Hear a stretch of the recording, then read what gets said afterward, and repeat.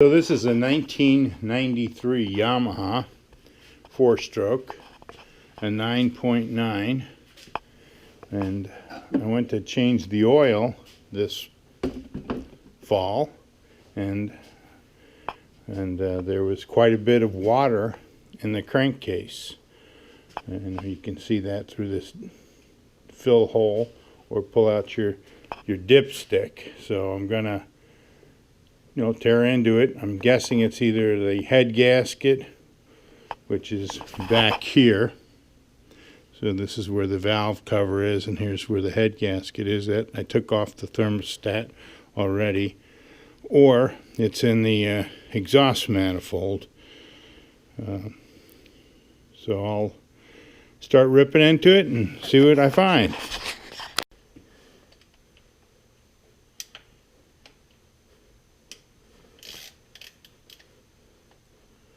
I try to loosen these up just a little bit at a time so you don't cause anything to warp on the valve cover or the head. Let me take that off. There's a lot of hoses on here, and this here's your fuel pump. I don't think I'm going to have to take that off. I'm just going to leave it on there and disconnect the hoses.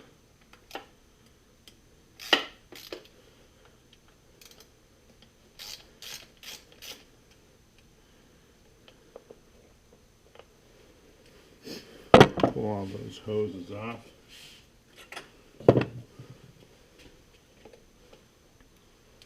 None of them have any other than, here's your fuel filter. I'll probably replace that.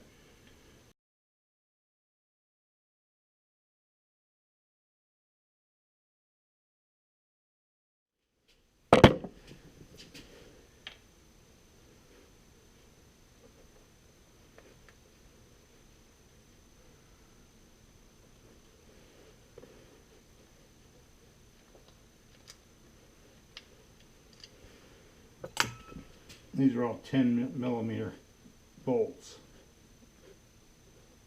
that I'm taking off of here.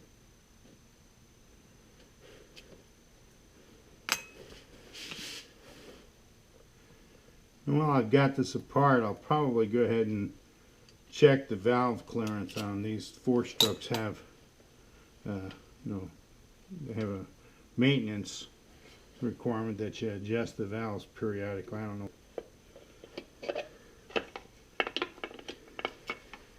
There's the milky oil I was talking about. You can see there's water in there. So, and I didn't have to take the fuel pump off, which is nice. So you don't want to let the water sit in these engines for too long. It will corrode the crankshaft and the components in there. So I'll go working on there. These down here deeper, those are the bolts to take the head off. There's 1, 2, 3, 4, 5, 6 of them. So I'll have to be careful taking this belt off on the top that you can see. And this is, your timing marks for your number 1 and number 2 cylinder. You have to make sure your valves are timed correctly, and we'll walk through that when I put it back together to make sure these are all synced up. So the valve adjustments. So this is your lock nut, and that's your adjustment screw to check the gap in the intake and the exhaust valve. And then you spin the flywheel another 180 degrees, line it up with that timing mark, and you could adjust your top 2 valves, your intake and your exhaust on your number 1 cylinder. The next thing you need to remove is your carburetor assembly, and there's 4 bolts you're going to take. Here's a nut and then 3 bolts. I've taken them out already, and they had a variety of wires and hoses. Here's the hose. I went ahead and marked the hoses, but they're hard to mix up because one's female and one's male, and you can't plug them in incorrectly, which is a nice thing. And you got to pull that dipstick out to get that whole carburetor assembly off. And the way you get it off is you just spin it up slowly, and you got that one bolt that's sticking out that you got to run the whole thing off of it, and it comes right off. Now there's going to be a gasket that comes off with it, and that's right here, and you should be able to use that over again. Some people replace gaskets every time, but this one doesn't look too bad. So anyhow, that's the carburetor assembly that comes off. The next thing I'll work on is taking this head off and loosening up these head nuts, because your head gasket's going to be right there behind the thermostat housing. Now before you unbolt the head, and the head gasket's right here, right in front of or behind the thermostat housing here, you want to put the number 1 cylinder at top dead center. So that's putting this 1 mark aligned with this index. Now on the flywheel, you can see there's a timing mark here.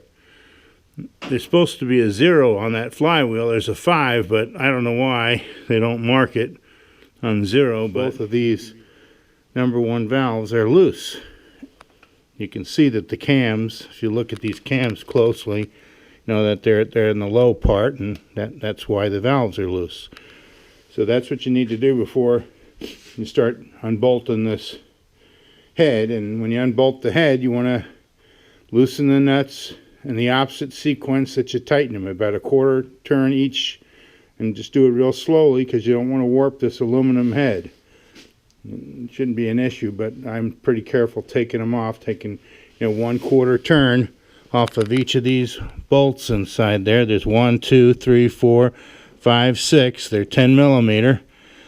These 2 are a little tougher to get to with a ratchet, but we'll get her done with a joint on it and take them off here in a second. So we're going to take the cylinder head off, and when you do this, you want to take the bolts off sort of in a crossing pattern. There's 6 bolts, so maybe 1, 2, 3, 4, 5, 6, 1, 2, and then you take them off like a quarter of a turn each. So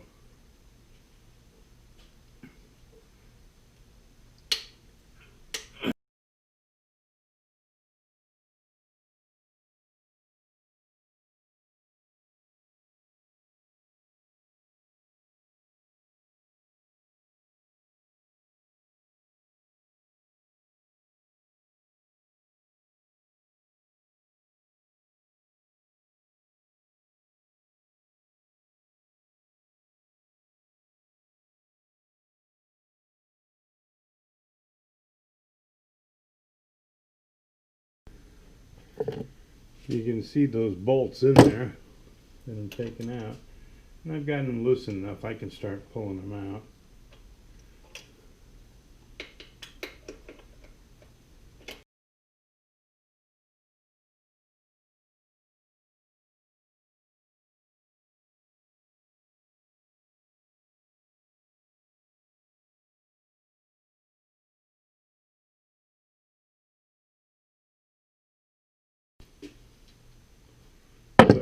After I get them out, I use a magnet sort of pull them out, and then I always try to number things and identify where they came from. So I built this little schematic as to where the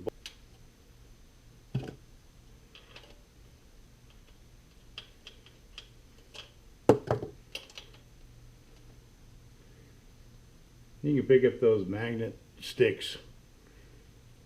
Some people give them away for free. This one I got from John Deere for free, but you can pick them up at Harbor Freight, or any tool store has them. Strip threads and do stupid things. So let's see if this is able to come off the head.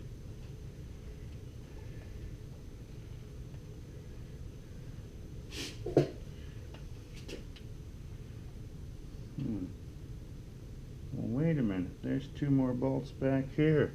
Miss those. See them there? This one and this one. That should have probably been in part of my pattern. The manual didn't say that.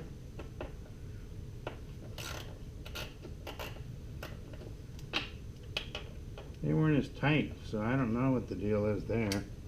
And most heads are on pretty tight. I don't like prying them off, but sometimes you have to. A little bit of banging and they'll come loose. This side's loose. There it comes.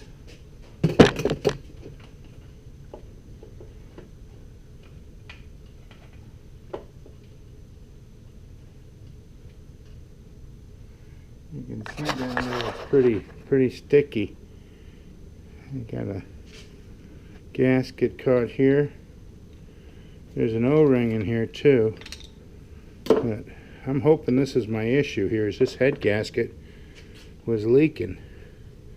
And that might be the case, because there's a lot of water here and deterioration.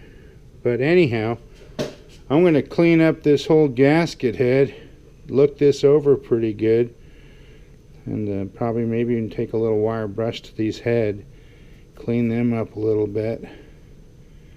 That's your exhaust. So to clean up this head, now I've used a pneumatic wire brush. You know, you don't want to be too rough on it.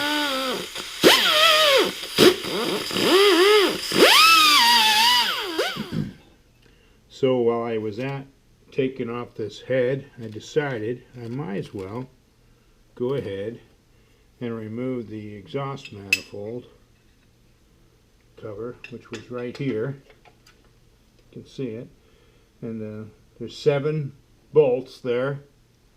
I again kept track of the bolts and for each hole. The nice thing about the exhaust manifold gasket or manifold cover is it's numbered 1, 2, 3, 4, 5, 6, 7, and they all appear to be about the same size. I guess some are a little shorter than others, but I kept track of them on a sheet just like that. And this is a 2-piece. I don't know why it's designed this way, but it is. I've got new gaskets I'll put in each one of these, because there's a potential for leakage between the coolant passages here and the exhaust passage. Just so you know, I went ahead and I looked at this more closely since I took it off. And then I've cleaned it all up, just like, you know, we talked about earlier.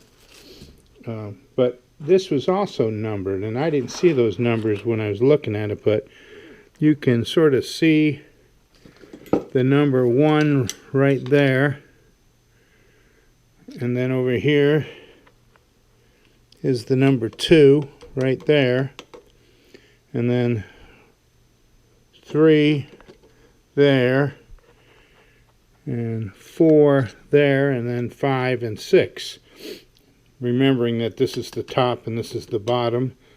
That's the exhaust manifold, you know, on that side, and this is the intake manifold.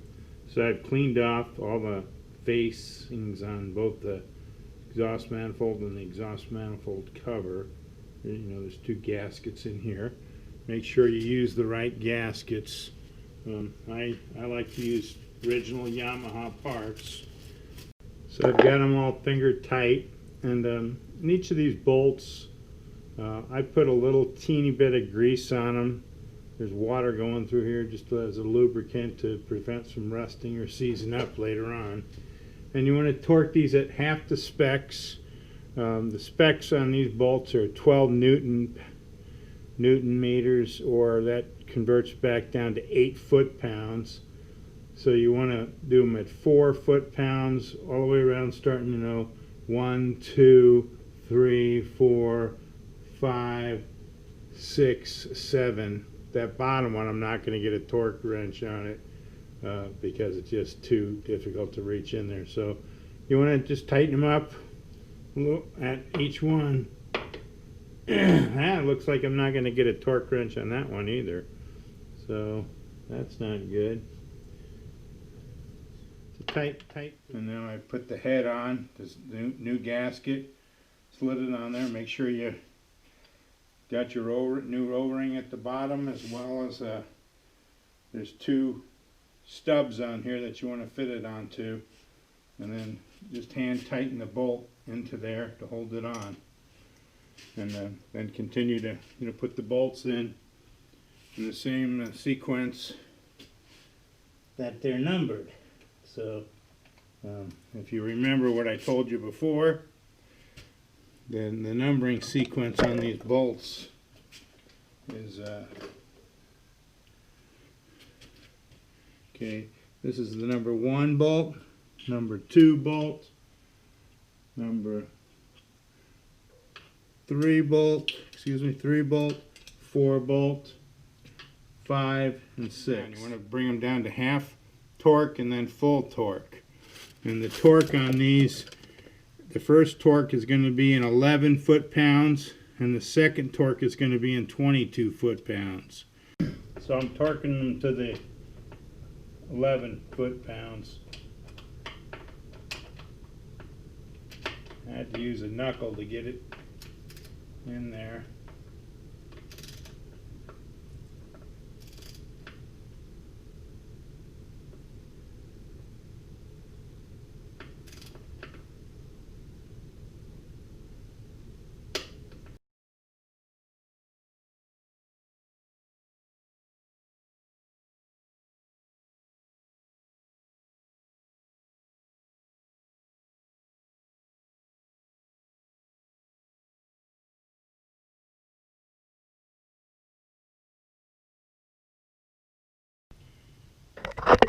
So I got the head torqued down to the right specs. There we go. It always helps to use the right size socket. So I'm going to put that nut back on just a hair, get it about so you can bang on it. You don't want to screw up the threads. You don't want to get underneath here because there's a starter underneath there.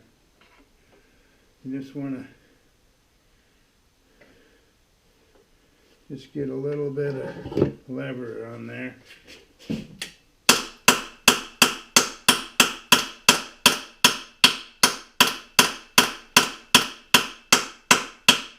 There.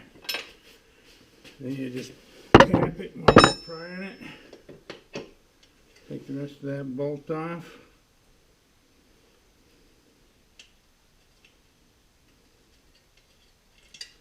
There you don't need no puller to pull a flywheel off. Don't let anybody tell you that.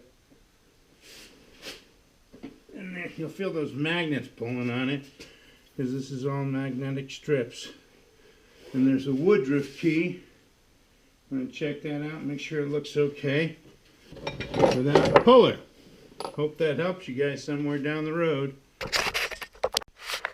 Just to give you some pointers on top dead center, which is, that can get complicated with this flywheel. So, here, like we talked about earlier, this is the number 1 cylinder, and you're lining that up right there with this little tiny dot there on the case there, the head. So that dot. But then also you'll know. So to take the stator off, mark it so you don't put it back on wrong. I've got it. There's 3 screws, 1, 2, 3, that I unscrewed, and it pulled right off of here. Then you got to take out these screws to pull off this whole kit and caboodle thing here to get that belt totally off. You probably have to unhook that hose too. So that will be taking that off, and we'll get a new belt on there. Belt, I think, is about $30 plus shipping. Buy a Yamaha belt. The letters, you should be able to read them. Should, be up. Don't put it upside down, because it's made to fit down there and stay on upside right, not upside down. So just to point out this timing mark again, there's that knob that's on top of the crankshaft, the pulley for the timing belt, and there's this and this should line up. That's top dead center, and then this will line up for top dead center. So you want it, when you put the belt on, you want to make sure that this is here and this is there and the whole thing is aligned. And then you're going to have your valves timing matching your crankshaft. No breakage. Use both hands. Sorry.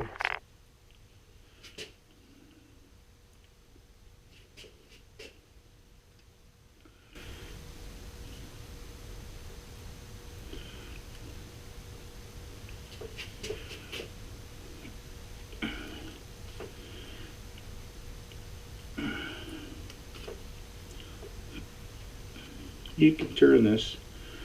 I'm turning it the wrong way, but you're supposed to turn it clockwise, but I'm going backwards. That ain't too bad, you just ain't no big deal. So I'm going to turn it back. Make sure I didn't get it out of alignment. Boy, it's a lot tighter belt than the old one, so probably was a good thing I changed it. Okay, so I turned it back to make sure I didn't.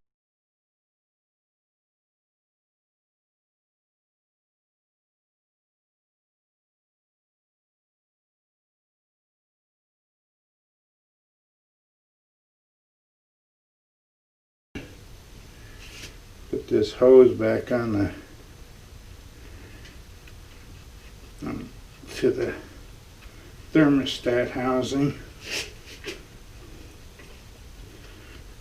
There's no clamps on many of these hoses. They just fit tight in. I don't get that. Next part is putting on this housing that will hold the this is, I think, your electronic ignition component that causes the spark plug to spark. Ooh, that's magnetized too. And the stator, I'm going to put it on the same way it came off.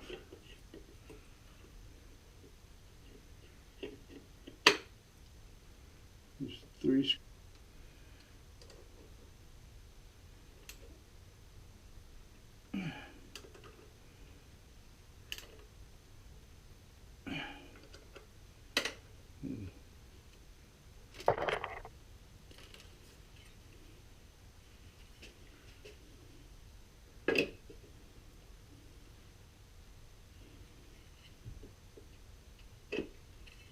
That went down nice and easy. You can feel the magnet.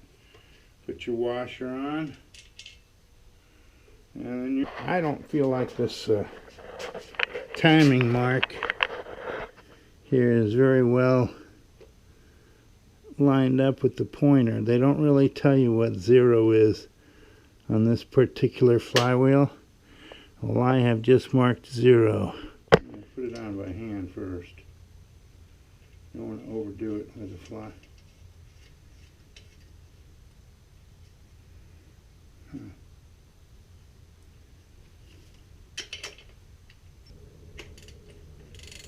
Just do it gently and flywheel on. Give it something to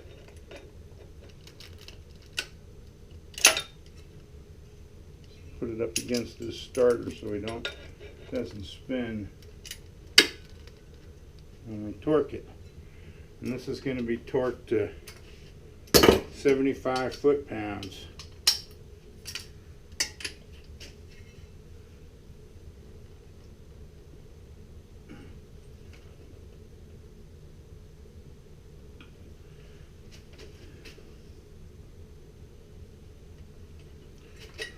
$60. 75 foot-pounds is about, there we go. That's good. Well, there you have it. We're ready to slap her onto the boat. Everything looks good. Set up, and one thing you might want to think about, this outboard has a remote control that I got, an S4, a 740 I think it is. But you know, look at these nuts and bolts, and there's 2 nuts and bolts here. The rubber grommet goes on the outside of this clamp that holds the wires in, and or the cables in. So just take a good look at that, because first time I took it off, I didn't take pictures, and it took me a while to get it all back on. So that's what that looks like as a close-up for you. Anyhow, let's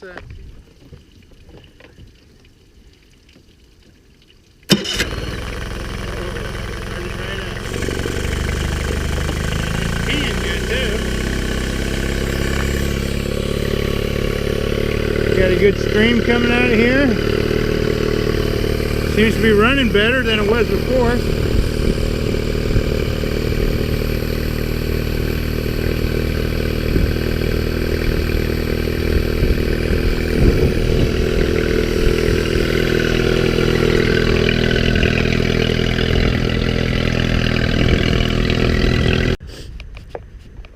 Sorry, I turned her off. I don't know if you can see in there, but that oil is as clear as a bell. No mud or nothing in it. Nice, clean 10 weight, 30 weight Yamaha lube. So, and the same, I hope, on the dipstick. Just clean as a bell. Just like brand new fresh oil. Just like it should be. So, I guess the finding or the resolution of this whole issue is the head gasket. That's what was causing the oil and the water to mix, and that is repaired now. So thanks for watching.